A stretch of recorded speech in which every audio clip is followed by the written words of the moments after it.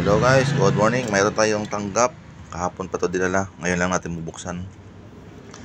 Submersible 1 horsepower. Tingnan natin. Sabi ng may-ari ay umiinit lang daw. Kung di siguro umandar, ano ba? Tayo natin, buksan muna natin. Buksan muna natin to.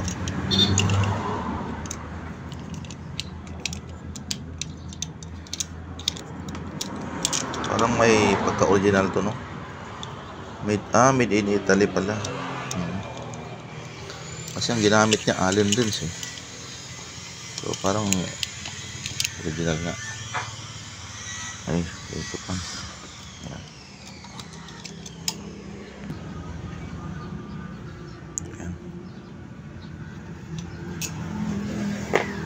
Ayan. Ayan.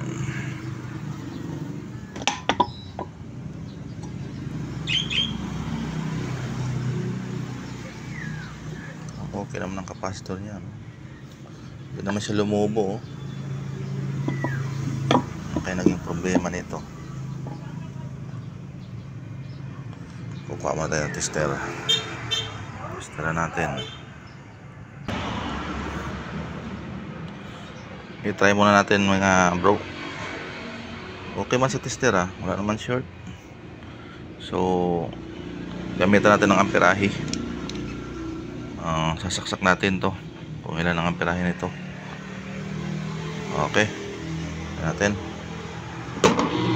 O yun, mandar man. Sabi ng may-ari ay 2.7, oh. Okay naman. May init lang daw. Pero yung ano niya di na gumagana.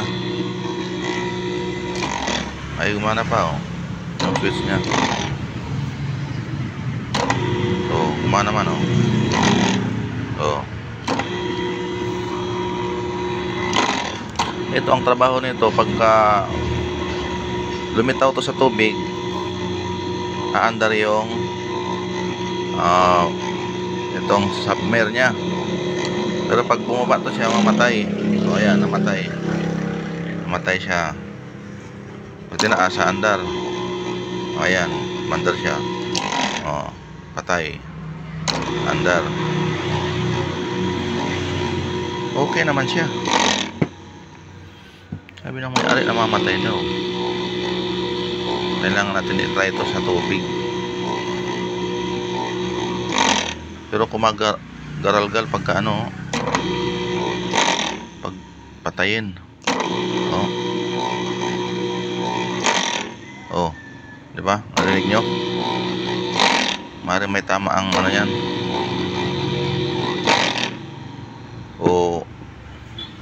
Ang kanyang blade baka maluwag na o ano ba. Tanggalin mo natin. Tingnan natin sa loob. May tama tong bearing sa loob. Gumagalaw, oh. Malaki ang clearance niya, oh. Babaklasin to sa loob, sa lalim.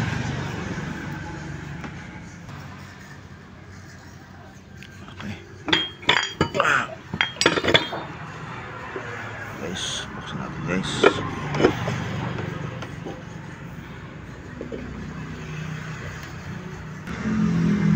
Ayan guys, oh. May tama nga, oh. Bearing nga, oh. May kalog. May kalog siya, oh. Tumutunog, oh. Tanggalin natin ito, papalitan ng bearing.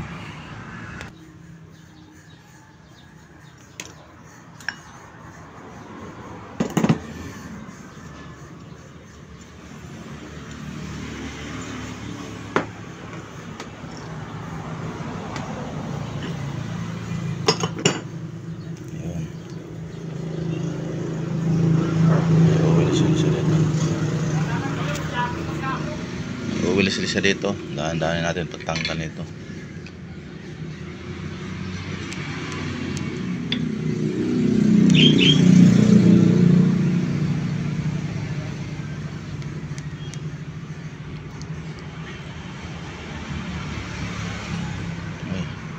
uwil na lumabas. May uwil to guys, oh. Pero parang ano, ibang kulay niya.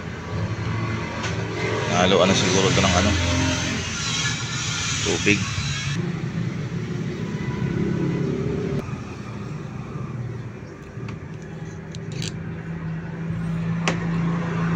Mayroon siyang gasket.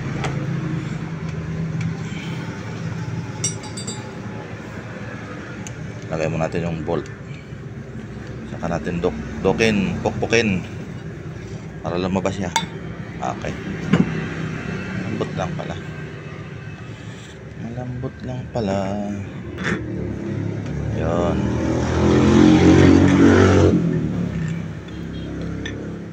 Uy. Naiwan man yung bearing sa loob. Saan kaya yun? Saan kaya yun? Meron palang ano yan dito. Tanggalin natin dito. Kaya tanggalan natin guys. Parang okay pa man ang bearing, pero may konting tama lang. Pero papalitan na natin to. Kaya nabuksan na. Meron siyang tama. Oh, gumagalaw. Titingnan natin yung capacitor niya. Capacitor niya kung ilang ano. Tama pa ba yung microfarad niya? Sa ano to eh? Alam mo to?